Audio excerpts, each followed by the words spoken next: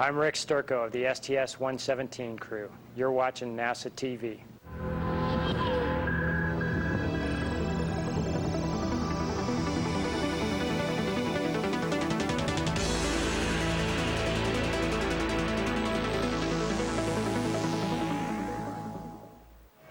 Rick Sturko and Lee Archambault leading the crew out.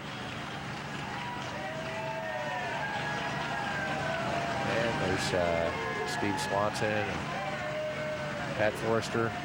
And in the back row, Danny Olivas, Jim Riley, and there's Clay Anderson.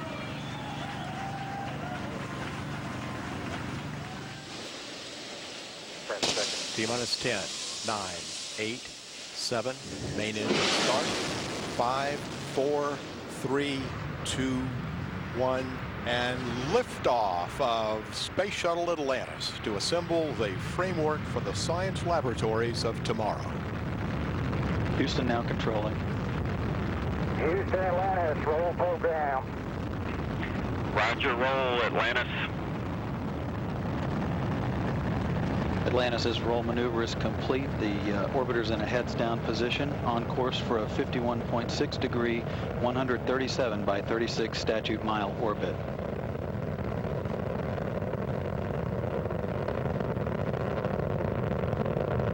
All systems in good shape. The engine's throttling down as Atlantis prepares to maneuver through the area of maximum dynamic pressure on the vehicle in the lower atmosphere. Already 7 miles away from the Kennedy Space Center at an altitude of 5 miles.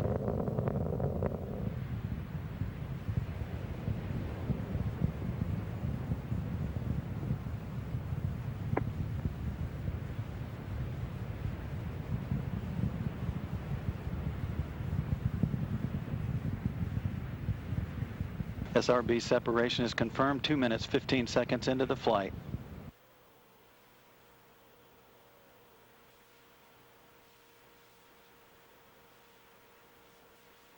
Hey Kevin, it's Bruin. What you saw just there is just briefly was Pat and myself just finishing up the RMS operations before. This is Steve Swanson. You just saw a shot of me putting the PTCs up and working. It went great. It's a pleasure to be here. And this is Danny Olivas, and we're setting up for sending down some ET photos, ET video from our ascent, shortly after our ascent.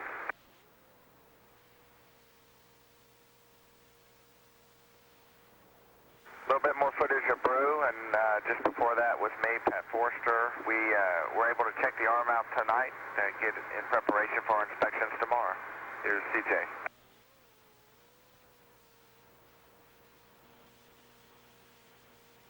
CJ again, just checking things in the flight plan, making sure we're not missing something. And there's Clay and Bruce double checking the flight plan to make sure I didn't miss something, so I appreciate that. Also, Clay saved me a big harassment with CSACP. He did that for me. I really appreciated it. This is what it looked like this morning. You can see the crew in the post-sleep period. It's a bit hectic getting all the shaving and cleaning up and the food prepared, and crew worked well together and got set up for what turned out to be a pretty busy day. You can see all the usual hygiene activities still have to get done in space also. There, Pat and Jared doing some good teamwork, making a small football to put in the wet trash with all the food containers. And Clay's going to do a little demo here for us about playing with food. He did a nice job on that. Hey, this is Brew Archibald here. You can see myself and the commander, Rick Sturko, preparing for one of our 2 Holmes burns today. This is the NC2 burn that we performed this morning before all the arm operations, and it raised our altitude as we continue to chase the space station. Here we are doing RMS power up. We're getting ready for a big day of robotic operations with using the boom to inspect the orbiter. Everything looked good today. There's Brew next to me. He's handling all the procedures as R2 for this. And then he took over some of the flying.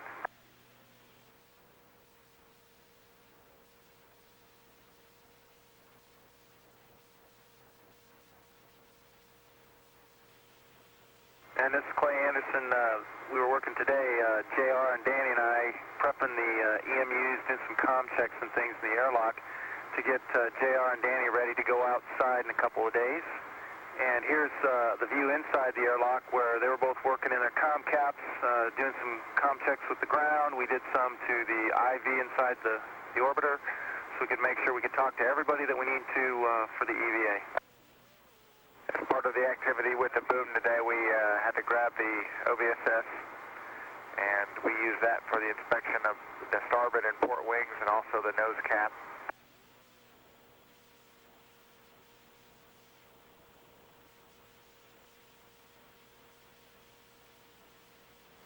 We've got Brew here writing some numbers down. We always double check those with the ones that we predicted prior to flight. And once we had it grappled, then we pulled it out and used it for the inspections. And here's a picture of the boom being unberthed.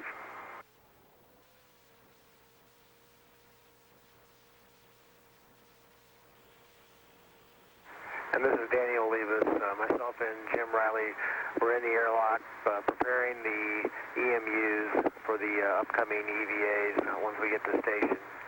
And here we are, we're verifying that we've got adequate cooling flow through the suits. This will be used to make sure that we can maintain a constant body temperature when we're outside doing our EVAs. Okay, here's the vacuum cleaner. We have to do routine maintenance and clean the filters. There's quite a bit of debris that ends up floating around the cabin and ends up on all the various filters we have for the electronic equipment. To go in there and vacuum all that stuff up, keep everything nice and clean.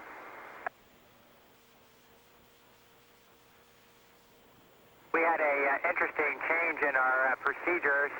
And here JR and I are demoing what happens when you turn the shop vac on with the switch. It starts spinning like that, which was kind of fun. Here, Brew and myself are using the OBSS to look at the ohms pod as part of the surveys today.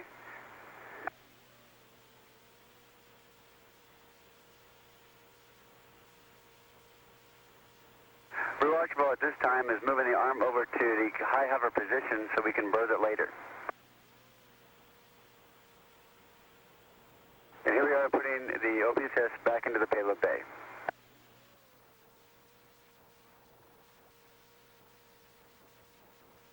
And we had a good night shot on one of our ohms burns. Here's the NC3 burn that was done at night. You can see the two ohms engines igniting in the back there. And here in a second, as the engine bells begin to glow, you'll see the red light reflected off the sides of the tail.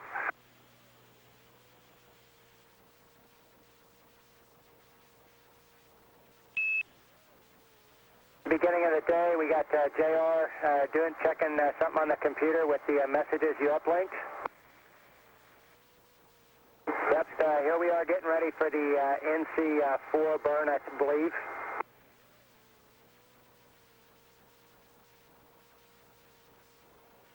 In preparation for docking, we remove both of the EMUs out of the airlock and stow them in the mid-deck, and then those are the two that will be carried over after docking for the first EVA on flight day 4. So those will be JR suits and Danny suits.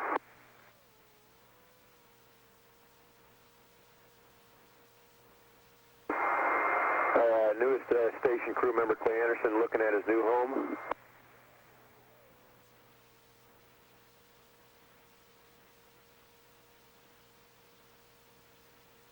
And now you can see here we've got Pat and JR up on the flight deck en route to the rendezvous. Both of those fellows work the APDS system.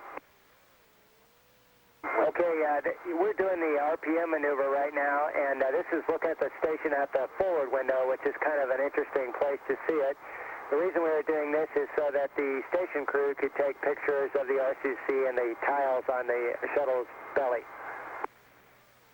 We are very happy when we were completing the RPM. You can see the station came up pretty much centered on the orbiter's tail, which was a good sign. Here we are completing the RPM, and now the station is back where we're used to seeing it in the overhead windows. Here you can see JR doing some more documentation with the 400 millimeter lens of the station exterior.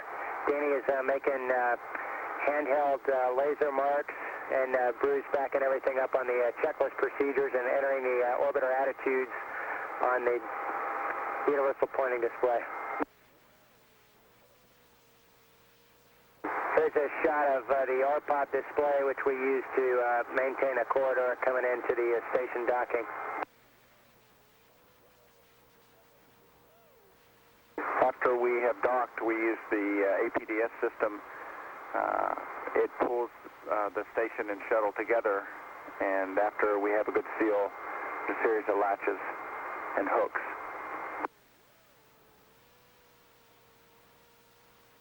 And next is the crew going through the adapter, the PMA2, and into station. With greetings to the ISS crew.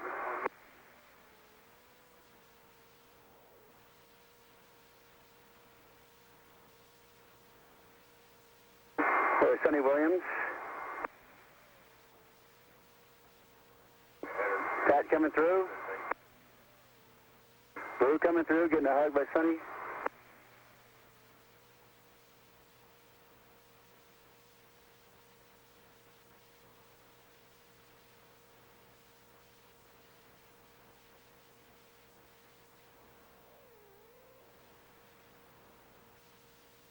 That's Commander Rick Stark. I'll give him presence to the current expedition crew.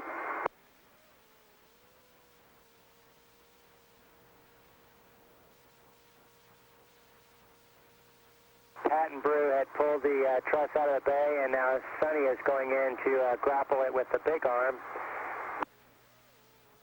And then once Sonny got it grappled, then you can see Pat and Brew releasing the shuttle arm.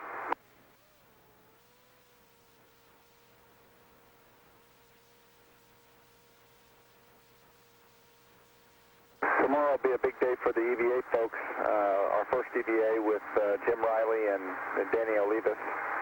And the evening before, we get the entire team together and go over the procedures and anything that we need to talk about before they begin their camp out. They'll spend tonight in the airlock of the space station, depressed down to 10.2 in preparation for their spacewalk tomorrow.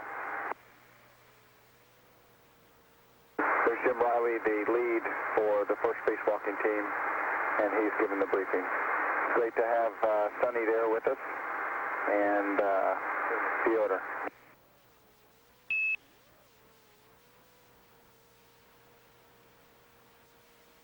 Okay, we started off in the airlock today with Swanee and Sonny suiting up JR and Danny to do EVA number 1.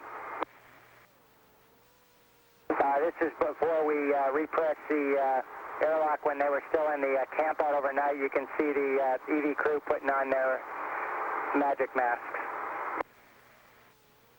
Of course, JR and Danny have been camped out all night in there, and now Swanee and Sonny are letting them out for the hygiene break.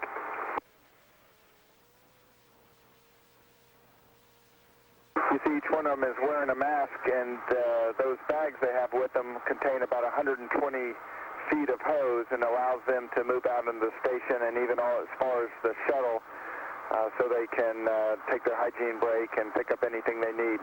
We put them back in the airlock, and then Brew and I began to work. I'm working on SBS, or ABU as we call it, and thanks for all the folks on the ground that supported that, and Brew's getting the truss moved into position for the install. Yeah, this is Brew, and we started out our install today by taking it from that handoff position that we had it in last night, put it through about a 40-plus minute automated maneuver that got us about approximately 5 feet out from the S1 truss, and once there, we were able to push it in manually to make a contact, and I got it in good shape, align well for Clay Anderson, our new space station crew member, to drive the bolts and secure it in tight. It was time to suit up the two EVA crew members. That's Jim Riley on the right and Danny Olivas on the left. You see, even though the hatch is closed, we have our two IV support, Sonny and Swanee, and they'll stay in there until it's time to put the EVA crew members into the crew lock. was Danny's first EVA, and it was spectacular.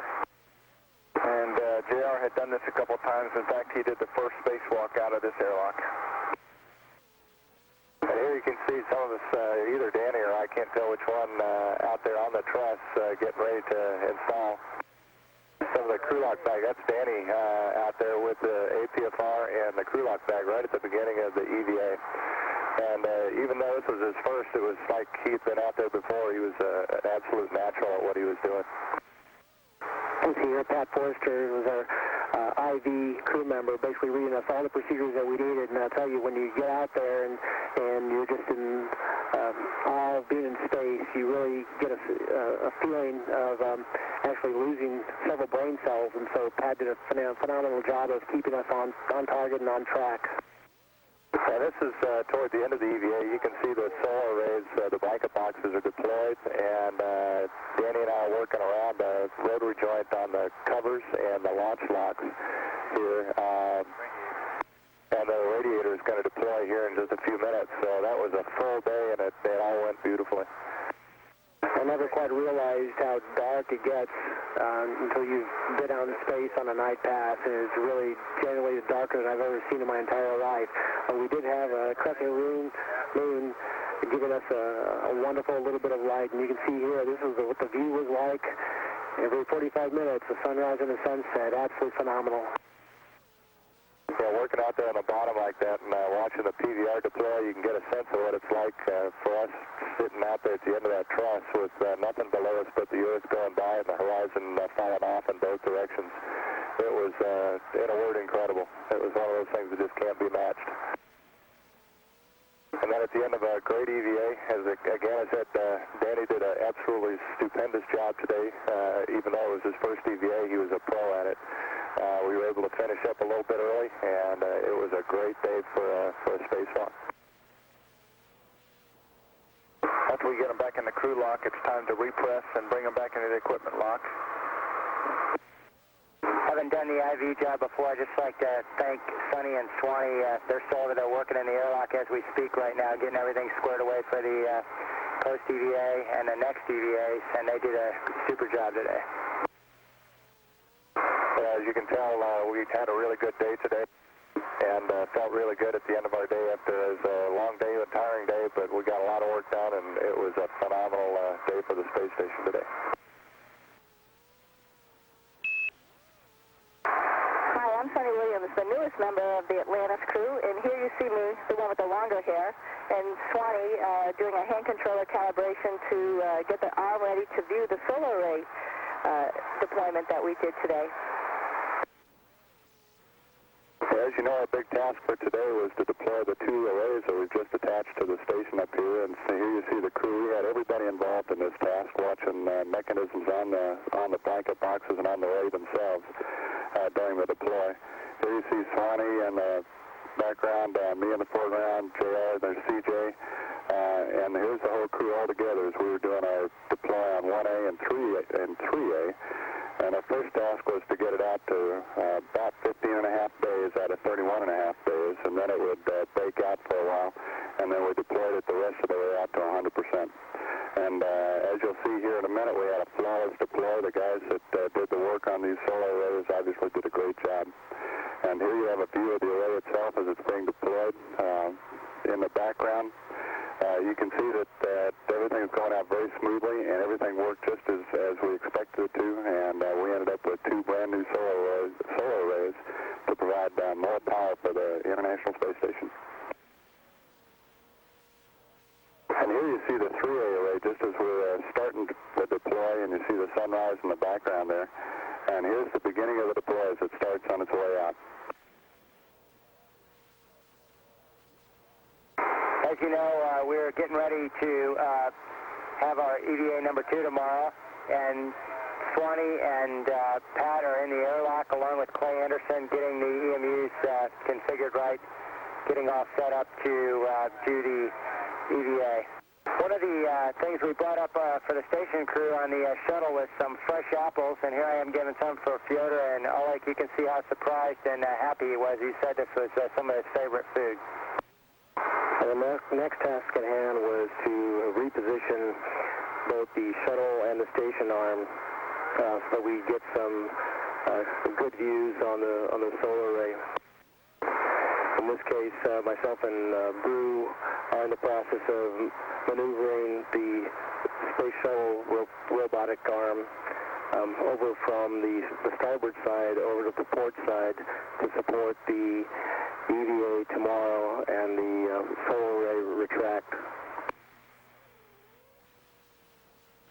Here's JR doing some more transfer activities this afternoon. That was a large story this afternoon for JR and some of his crewmates. And here myself and Ola Kotov are doing a little some more robotic activity. This is in conjunction with the activity that Daniel Levis was doing earlier on the shuttle arm. In preparation for tomorrow's spacewalk by Pat Forrester and Steve Swanson, the ground team will be moving the mobile base system overnight. But before they do that, we had to reconfigure the space station robotic arm and put it in a proper configuration for movement of that mobile base station. And here's Swanee working out. We get a little bit of exercise every day to keep ourselves in shape, and we've got the ergometer on the mid-deck, and there you see Swanee working out. And here's Pat and Swanee in equipment lock, getting their suits ready just prior to them starting their pre-breathe and overnight camp out. And those guys are in the airlock tonight as we speak, and they're getting ready for their EVA tomorrow. Okay, we're all suited up, and Sonny is helping put us in the airlock, and Danny, that's Swanee that they're putting in there right now. Once we're in there, they'll close the hatch and depress it, and it'll be time to go to work. While we were doing that, Drew Archambault was moving the space station robotic arm into a position that I could then do some final commands to have the opportunity to install an APFR, a foot restraint, where a crew member stands, and then I would climb into that foot restraint. Well, the time arrived, and it was just getting dark as we were coming out of the hatch. That's me coming out first. I'll come out and set up a few tethers and receive some tools from Steve Swanson, and then he'll come out right after me. And then while these guys are outside, I was doing the IV task, repeating the job that Pat did for us on EVA-1 from the inside, and a couple of tools that we have in the background of video, and of course a view of them directly. The other things that we had going are their wireless video systems on top of their helmets, which gives us a great eye-in-the-sky view of what these guys are doing. Okay, at this time we got Pat on the arm. He just ingressed the APFR, and I was just starting to move him away. Pat initially gives me commands how to get in proper position, but then I'll manually maneuver him to a position where we then command another automated procedure to put him in a position to view the solar array wings. And then Pat, when he first got to the solar array, he had to cut a leader off that was loose, had a spring on it. He cut that off and put it in his trash bag. Looks like surgeon's tools there. And then he cut it. We were all very happy with that moment. One problem solved. A few more to come. We had a great view out the PLT windows. We were clearing the arm for Brew and Oleg while they were flying Pat around up there. And actually, Sonny was up and assist there. And great arm flying by Brew and Sonny today. Now you can see Swanee still hanging out there on the mass canister and also giving good clearance calls. There you can see some of the camera views that we, Sonny and myself, used to provide clearance for Pat as we maneuver around. In addition to those clearance views, we got some really good clearance views from the commander and JR in the shuttle out the pilot window and the forward window, so that helped speed things along, being able to get clearance from those guys. You can see in this particular view the solar arrays being brought in while we've got the two EVA crew members out there assisting with the retraction. The solar array was brought in, one segment at a time, and then we would stop and pause and verify that we had good clearance to continue to move it further on in. Once that was complete, now they had to go and get to work. And that's myself, Steve Swanson, coming out right there to work on the Sarge. First task we had to do was the Sarge braces. and then we moved into the launch lots. After we had completed the EVA, all that we were going to do today, it was time to come back in the hatch. They bring us back in, and we'll repress the hatch. And they're standing right there, waiting for the pressure to come up, and once it does, she'll open that. They'll go in there and bring us in and get us out of our suits. And couldn't be done without the support of the IVs. There's Danny. He was the lead IV today as far as our suit up, getting us out the door and back in. All in all, a really great day. These guys worked really, really hard and did a tremendous job. Meavy, they came in and were hungry from a hard day's work, and we took care of their suits, and they went back to the shuttle to go have something to eat and get ready for bed. Okay, Houston, here's the morning of Flight Day 7, and you can see JR is getting the EVA repair information out of the printer. I hopped on the bike during the post-sleep time frame, got a little exercise in. It's good to do this, and then you can get cleaned up and you're all set for the day. Brew's doing some routine maintenance activities in the WCS. And, of course, you know, we have to maintain the entire shuttle and do what the scheduled activities are. So he got that all taken care of. Danny is managing some of the videotapes for Photo TV. You can see them floating. It's a big organizational job, and he's doing a great job at it. Okay, the first thing we did was the solar array retract. I did this with Sunny Williams. Here she's setting up the computer on the aft flight deck. She is the one sending the commands today to retract the solar array and then making the calls on the big loop to abort it. I'm looking out the windows with the binoculars. See, we got a camera set up, and we're all communicating on several loops here to make sure this went smoothly. Here you'll see some of the motion. We retracted one bay at a time. The first couple of attempts were very successful. We had a good snapback, which you may be able to see. A whole wave kind of went up the arrays and popped everything loose, and then we ran into a little hold-up where we had a little guide wire sticking out that went slack, and then it corrected itself, and we were able to retract just a little more.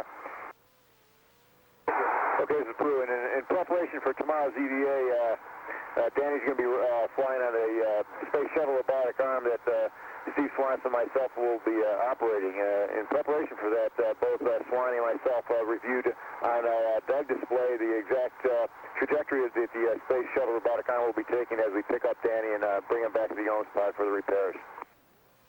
With a lot of the preparation done on the ground and a review of the procedures, it was time to tag up with the ground. This was a chance for us to interface with Team 4 that has really worked tirelessly preparing for this unexpected task of repairing the OMS pod. That involves everyone from flight director down to someone in each discipline.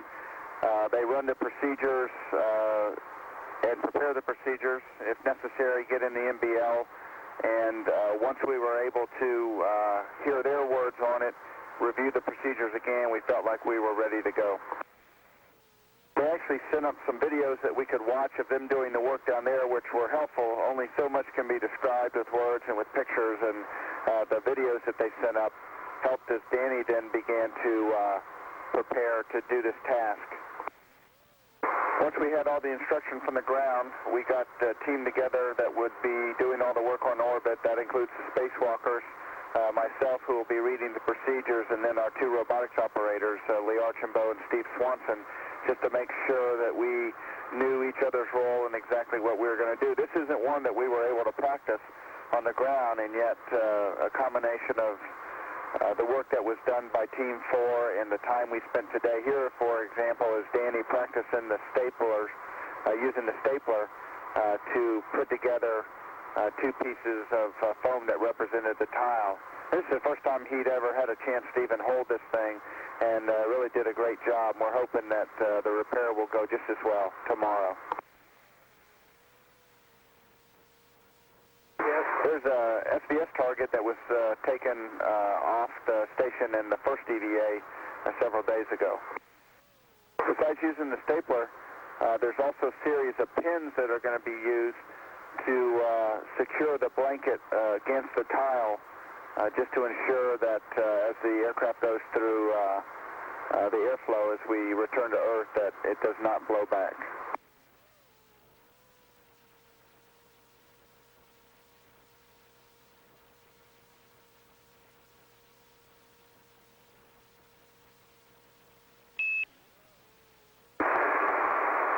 This is Jenny and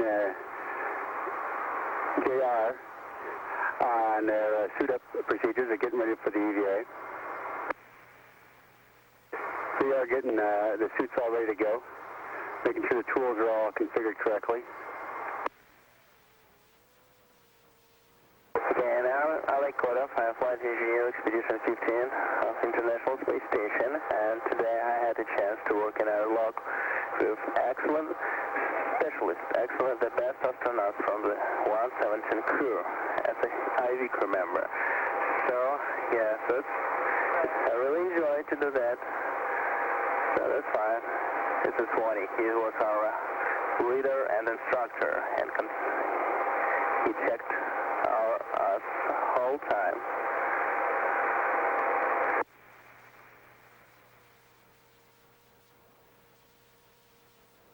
In the Iraq, we put in Jim Riley first, then we backed in Denny Levis.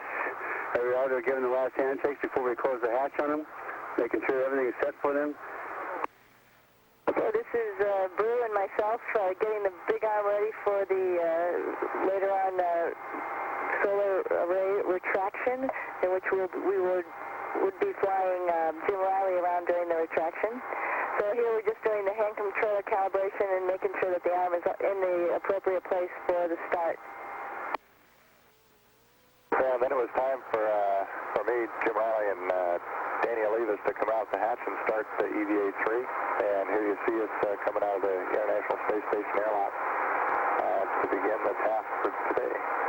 We had two big tasks. Daniel was working on some repairs on the Ohms pod on the shuttle. While he was doing that, I was replacing a vent on the end of the lab, on the forward end of the lab at the International Space Station today. Forster, I was inside the shuttle doing the IV task where I would read through the procedures and give direction to each of the spacewalkers. It was a challenge today because we had them in two different locations working two different procedures. We also had someone looking out the window monitoring clearance for both the arm. That's Drew Archambault right there. There's a great shot of JR. He was setting up the arm with a foot restraint so that Danny could get in it. That arm was then flown over by Brew and Steve Swanson to do the Ohms pod repair. As Pat said, it was a busy robotics day in support of the EVA. We started out, the first of ours was with the Space Shuttle robotic arm, where we took Daniel Levis from the U.S. lab and moved him over to the work site on the left Ohms pod. This was a real treat for those in the shuttle today because Jim Riley was working just a couple feet above our head, and so we were able to have a nice close-up view of what he was doing. Now there's a picture right there. You see the silhouette against the Earth. That's Danny on a robotic arm, and that's a really great shot. And then here's what it looks like for him. You're seeing this out of his helmet cam as he moved into location to help repair the Ohms pod. That's the view that he had. You can see the damage that we were trying to repair on the Ohms pod. You see essentially a blanket which peeled up from a corner, lifted up. In addition, you had the adjacent blanket that had been disturbed and actually pulled up. Fortunately for us, the front pile in front of it had not been damaged, so all we had to do was do a repair to the blanket. And the procedure was actually pretty straightforward. Engineers on the ground and a bunch of the folks had developed this procedure. So basically, sticking the blanket in place and then through the use of surgical staples and pins which had been designed actually for another repair, we were able to cinch the blanket down. You can see here, this is actually using a surgical staple like the kind that you find in most hospitals. We have several of these on station as well as on shuttle. And as part of the repair procedure, it involved putting these large or long pins that were designed actually for a different type of repair, but they're high temperature, capable of being able to handle high temperatures. And we inserted these and essentially just pinned the blankets into the tile themselves to prevent them from moving during entry. We have Jim Riley out on the robotic arm on the left wing, and we have Danny on the mass canister there in the middle that was working the right array. And what we needed them to do was to continue, we call it fluffing, but basically moving the solar panels so that they remained free on the guide wires as we would bring it in. And it was a tedious process. Danny had a tool that was manufactured, designed on the ground and manufactured by Sonny up here on orbit, and JR had another tool that was put together on the ground, and they ended up bringing this thing in. It was about halfway in when they started, and you can see it here. They've got it all the way down to really just a little over a bay. We had to stop there and have an inspection done. And once that was complete, we were able to complete the retraction and latching of this solar array, which was a big part of what we had planned to do on this mission. Here you see the end of the solar array retraction. We took it down about a half a day at a time to make sure that everything was aligned properly. And when we got close enough, we had to wait and make sure that the latches and everything would be ready to close it down permanently. As we did all this, we were working on the shuttle flight deck and in the station with 2 computers. And Sonny would power up the motors to cause the retraction, and then we would send abort commands to stop and check out the work and make sure everything was going according to plan.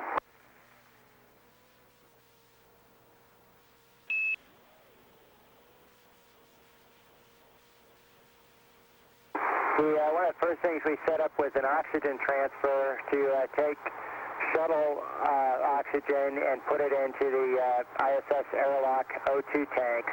That involved some commanding on the computers, and then Oleg and myself hooked up some hoses in the airlock, and then through some valves that are in the shuttle docking system in the vestibule.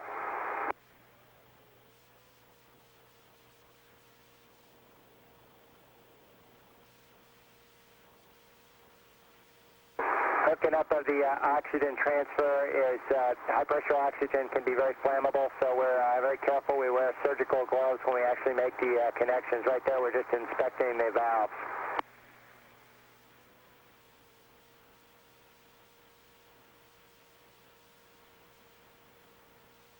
Right now, this is Clay, and I'm checking the pressures. We've set up a system now that JR installed the hydrogen vent valve on the outside of the station for our oxygen generation system. My job on the inside was to set up all the connections and complete the work that Sonny and Mike Lopez Alegria did before. And here you see Fiona and Oleg, and they are doing further on troubleshooting in the service module, working on the computers and using the scope meter to try to identify where there might be some of that electrical interference that I was talking about that me and Swanee were reconnecting the electrical connection for. And here's Pat and Swanee again, Pat on the left, Swanee on the right, and we're doing a procedure review, walking through all the steps for what they're going to do tomorrow on the EVA. And their primary task is to remove all the equipment now that will allow the SARGs to rotate. And so the solar arrays that we've just installed out there will be able to track the sun. And it will also open up the translation path for the mobile transporter for the big arm. And here you can see Daniel Levis working with the crew, EVA crew tomorrow, Steve Swanson and Pat Forrester, getting them, putting them in bed in the airlock tonight. And that's where they're at right now, in their camp out overnight in the airlock. There's Sonny packing up to go home. She says hi to Marcia. There's a note that Marcia personally wrote. Marcia Evans, she did a lot of bench reviews for this crew. We'd like to thank her for all her support. And here you can see Swanee and Pat with their mask on for a 45-minute pre-breathe, and after that they'll be camping out in a depressed airlock overnight. There you can see Steve Swanson is ready to go, and Pat Forrester, his EV3 is ready to go, and there's Pat.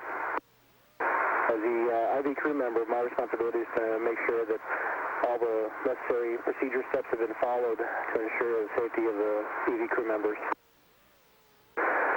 Once our 10-2 depress is complete, we have to repressurize the equipment in the crew lock back to 14.7, and this allows us to put the EV crew members into the crew lock and depress the vacuum of space. And here you can see Pat Forster coming out of the airlock. This was a great spacewalk to be part of. First of all, we were going to go out and finish the task for which 13A came up here, and that's to leave a working solar array for more power for the station. Also, we had a chance to do some tasks that we had done just a little training on, and it's a good chance for us to utilize the skills training that we receive all along. We were able to do some things that will help future spacewalks and to set things up for future spacewalks. One of the things we did was, once again, to put the Sarge in a configuration where they can begin to rotate the solar arrays. And we did that by removing the last remaining launch restraints, do a little bit more work on the drive lock assemblies. And then once that was done, we gave Houston a go to begin their work on the ground to power it up. Another task that we had on this spacewalk was to clear what we call the path for the mobile transporter, and it's a piece of equipment that can move up and down the front face of the truss. The robotic arm can ride on that, and it's a piece, we call it the drag link kill pin. The kill pin is something that helps hold it on in the shuttle bay as we bring it up, but once we get it up there, we don't need it anymore. So here we are. We have disconnected it, and we're rotating it into a position on the interior of the truss where it will be stowed. The spacewalk is a whole lot more than the two people that are outside. It's an entire team. You've already seen Danny, who got us suited up and out the door safely.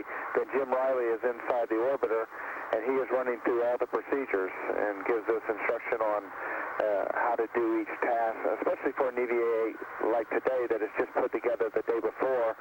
We haven't really practiced it as a end-to-end spacewalk, and so we depend a lot on him to put us in the right place and give us the instruction that we need. We had a chance today to translate over to some areas where we hadn't been very often or hadn't spent much time, and one of those is we were trying to connect a cable that runs from the node of the American section over to the Russian segment. And the Russian connector was already out there waiting, so we took a cable out there and made that connection that will help with node inside the station land. I also opened the H2 valve that Clay was working on inside, and Jim Riley had been working on 2 days ago on his second spacewalk. It's right above the orbiter, so it's a good chance to take a peek in the windows. Okay, this is Brew Archambault. There was no robotic operations today in support of today's EVA, so during the EVA, while Pat and Swanee were outside doing their deal on EVA-4, myself and Sonny and Daniel Levis and Clay Anderson were helping in some last-minute stowage items that were transferring over from the International Space Station to the orbiter.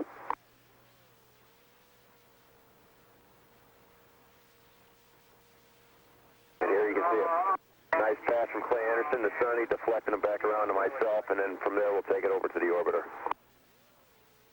Well, this was our last evening to have if possibly, to have a little celebration with the expedition crew. So we did the traditional hanging of our sticker on the node wall. You can see there's a lot of history there with all the other shuttle missions that have flown up here to the station.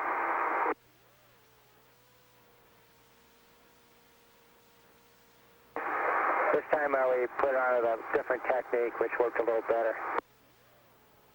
Another tradition we have is our EV1 Jim Riley is hanging the sticker in the airlock. I know it's a great tradition for him because he made the first spacewalk out of there, and one of his earlier patches is on. So we do put that sticker inside the airlock, and we all get a chance to sign that. And it was a lot of fun. After we finished the signing of the patch, then it was time for both crews to join together in the Russian segment. It's a Russian tradition to offer foods to the visiting crews, and we were happy to partake with some of that. It's kind of unique, different foods that we're not used to eating in the American diet. It was all good. I believe I tried moose pate for the first time tonight, so that was delicious. There's a lot of history in the service module. They have pictures up there from the past missions, and including a picture of Yuri Gagarin, the first human being to fly in space. There's this picture right behind Pat. So kind of in the Russian tradition, they had a regular feast for us, just a few light snacks as they called it, but it was some terrific food, including the moose pate CJ was talking about. We had olives and we had some sudak and also some chicken and cheese and just about anything you could think of, and had a very nice meal with our Russian colleagues. And with us closing the hatches tonight, we're last-minute packing and transfers were going on pretty much all day long. And here you see Pat hauling in some of the equipment and helping me out with inventorying some of the stuff going into the big bags. And we coordinated all of that with Sonny. And here's Sonny's dedication in the morning. That was a tough day today to know that I was leaving the station for the last day on station, but also very exciting to become part of the Atlantis crew and get ready to come home. Yep, we'd finished transferring some oxygen from the shuttle over to the station using the Orca pump you see there. And we had to reconfigure the cooling and the hoses. This is a view of us taking samples that have been taken for science over the 6-month increment out of the Melfi, which is the freezer we have, minus 80 degrees freezer. And we have to do it pretty quickly because there's a time limit to ensure the temperature of the samples, then they stay frozen as well as the Melfi itself.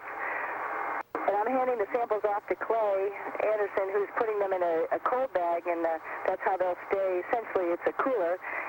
They'll stay in that cold bag until we get home, so then the scientists can take a look at the science.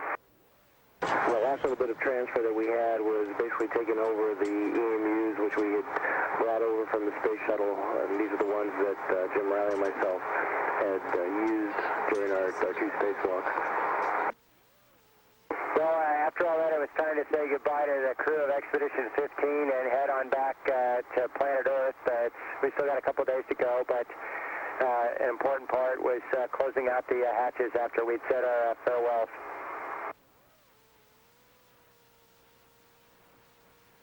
One of the last couple things that Clay and I had to do for handover was switch our American flags as the American presence on station, and then switch our Expedition 15 patches.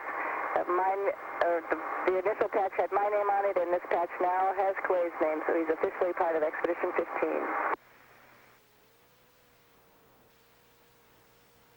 You can probably see it's a little bit dark, but that's Fyodor and CJ shaking hands as the hatch is getting ready to close.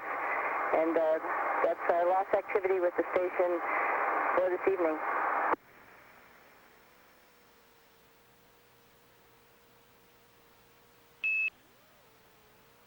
Okay, Houston, here we are. It's Flight 812, undocking day, and Brew is setting us up to do the undocking.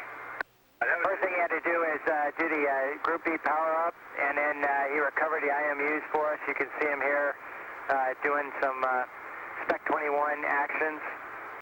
Now we are in the undocking timeline, making sure all the jets are deselected, and the crew is discussing, per our excellent training, what we would do if we need to reselect a jet in the event of certain DPS failures.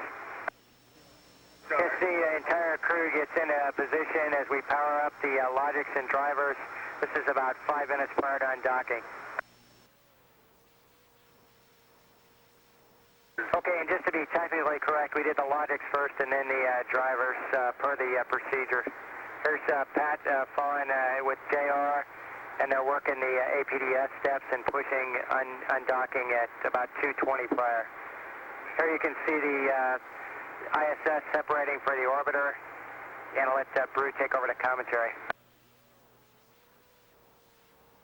Okay, after the undock, we slowly backed out to approximately 400 feet, 450 feet before we started our pitch around the International Space Station. As we moved out, Danny Olivas is working the RPOT machine as well as backing up the data from the TCS, which provides our range and range rate data. He's backing that up with some good handheld laser checks. View from the overhead window, as you can see the station backing away very slowly. We were moving out at about roughly 0.2 feet per second.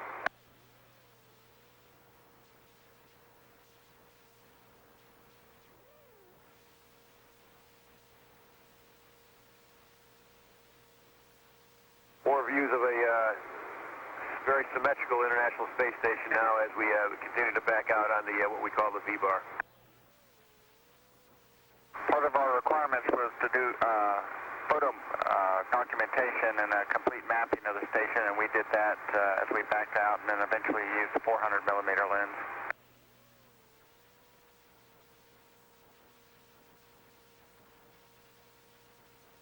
Looks like we're in a fly around here. Looks like as we backed out, it was nighttime, but during most of the fly around, it was daytime, and so you can see it's very bright now, and we are in a fly around, capturing the space station from 360 degrees all the way around. You gotta love that symmetrical space station now. Here we are after about 90 degrees. The RPOT machine showing us exactly where we're at. We're shooting to be at roughly 600 feet. Above the International Space Station as we hit the 90-degree point on our fly around. So that was the last day that I'll probably see the International Space Station for quite some time. It was my home for 6 months, and pretty emotional event, and but I'm happy to come back to Earth. Another nice view through the overhead window as we continue to track around the space station to its backside.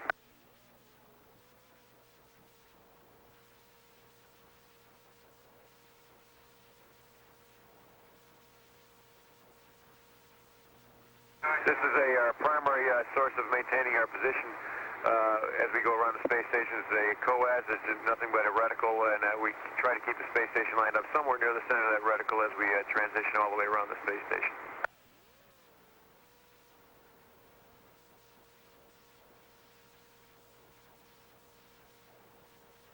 And you see, looking up right now, we're looking up at the very bottom, looking straight forward. We call this, we're on the R bar.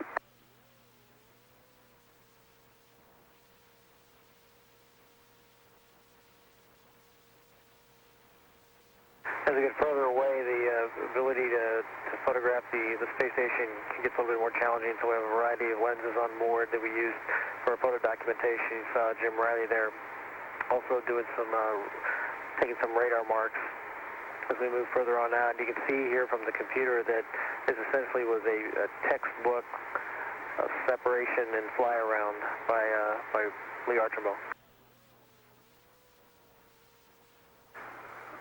And then the night came, and we had another sunrise, and now you can see off the tail, you should be able to see station. The station was a little hard to see, it was on the other side of the tail, and here we moved the tail a little bit over to get another view of station just off the tail as we departed it. Here you can see pretty much the entire crew checking the cabin temp controller, number 2. Number 1 was working fine, so we switched over to number 2. There if you look real close, you can see it moving. I'm sorry, but some things are just funnier in space.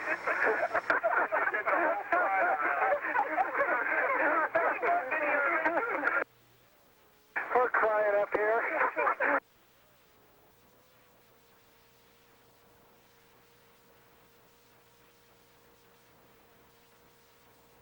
After undocking, we still had a full day ahead of PDRS or ARM operations. We conduct what we call late inspection, where we take the boom out with the shuttle robotic arm, and we basically remap the leading edge of the wings and the nose cap again, very similar to what we did on flight day 2, just to make sure there was no damage while we were docked up there from MMOD.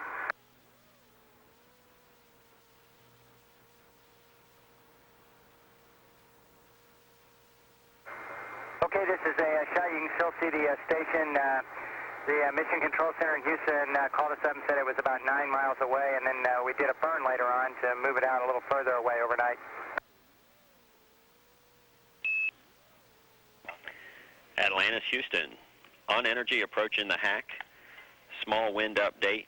Surface winds 110 at 4, peaking to 6. That's 2 tail and 5 from the left. You are nominal shoot, and there's the potential for interglide slope glare on both the CDR and PLT sets. Okay, we copy all nominal shoot deploy. That's a good readback. Runway in sight. Houston copies.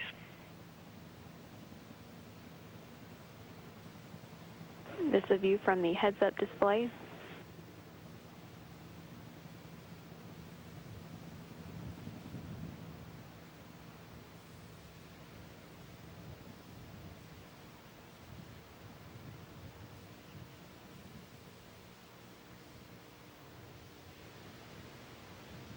One minute to touchdown.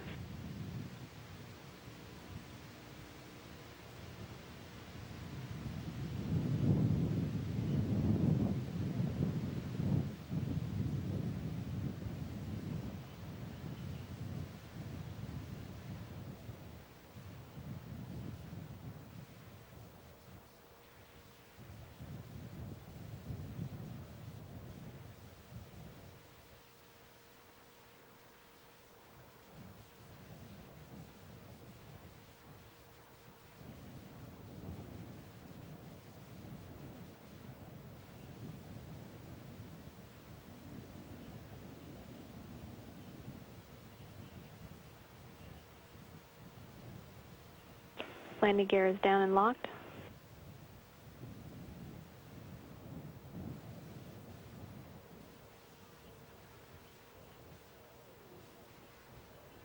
Main gear touchdown.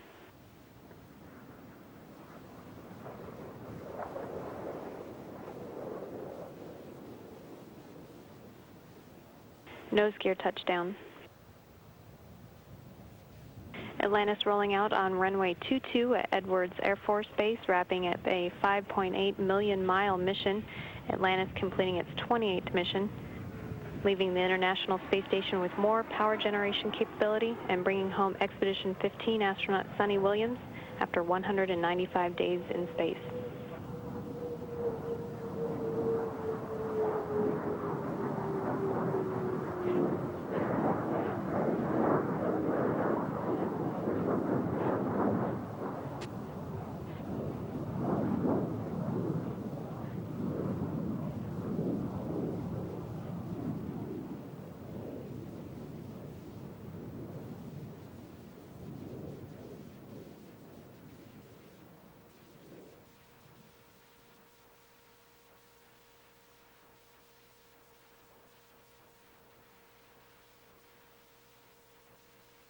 Houston, Atlantis, wheel stop.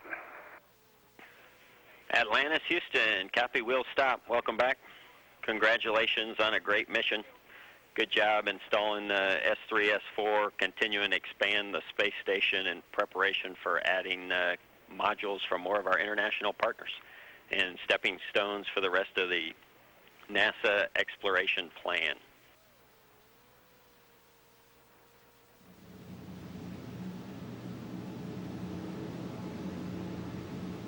Great to be back here in Edwards in California. It's just great to be back on planet Earth right now. And we had a wonderful mission. I would like to thank especially our lead flight director, Kelly Beck, and all the great folks working in mission controls. There were a lot of challenges on this mission, and they were all surmounted, and all the solutions worked well, and we had a very successful flight. So thanks a lot to everybody in Houston.